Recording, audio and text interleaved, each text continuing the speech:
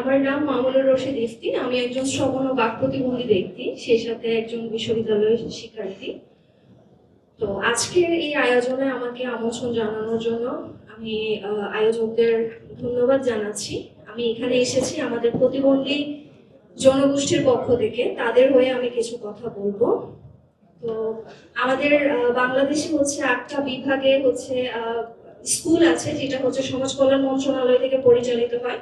কোনো কোনো স্কুলে ক্লাস 7 পর্যন্ত, কোনো কোনো স্কুলে ক্লাস 10 পর্যন্ত আছে। তবে আমাদের যারা মেয়েরা আছে, নারী শ্রবণ প্রতিবন্ধী শ্রবণ ও বাক প্রতিবন্ধী মেয়ে যারা আছে, তারা কিন্তু তাদের শিক্ষাটা তারা গ্রহণ করতে পারছে না। কারণ হচ্ছে আমাদের যে বিভাগগুলোতে যে স্কুলগুলো আছে, ওই স্কুলে ক্লাস 7 পর্যন্ত, ক্লাস 8 পর্যন্ত আছে। শুধুমাত্র ঢাকায় ক্লাস 10 পর্যন্ত পড়ার সুযোগ আছে। তো যারা প্রত্যন্ত অঞ্চলে আছে, তারা কিন্তু ঢাকায় এসে পড়ালেখা করার সুযোগ পাচ্ছে না।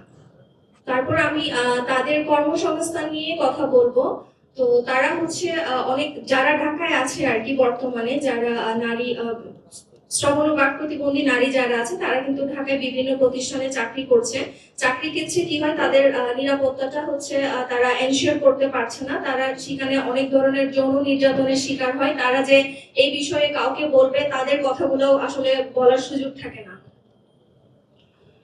তারপর আমাদের সবচেয়ে বড় যে বাধাটা, সেটা হচ্ছে যোগাযোগের। আমরা যেহেতু কথা বলতে পারি না, কানে শুনতে পাই না, সেক্ষেত্রে আসলে আমাদের যোগাযোগের জায়গাটাতে আমরা সব দিক থেকেই পিছিয়ে আছি। আমরা কি চাই, কিভাবে চাই, কাদের কাছ থেকে চাই, সেটাও আমরা আমাদের প্রয়োজন ভেদে বলতে পারি না। আমাদের বাংলাদেশে যদি আমরা দেখি, শুধুমাত্র 8 থেকে 10 জন জাতীয় পর্যায়ে ইশারা ভাষার দোভাষী আছে, আর শুধুমাত্র 2 জন আছে যারা ইন্টারন্যাশনালি কাজ করছে। সো যদি আমি অনুরোধ করব যে এখানে যারা আছেন, আপনারা যদি এই ইশারা ভাষার দোভাষীর প্রফেশনটাকে যদি ইশারা ভাষা শিখে যদি আপনারা আমাদের জন্য কাজ করেন, তাহলে আমরা অনেক খুশি হব।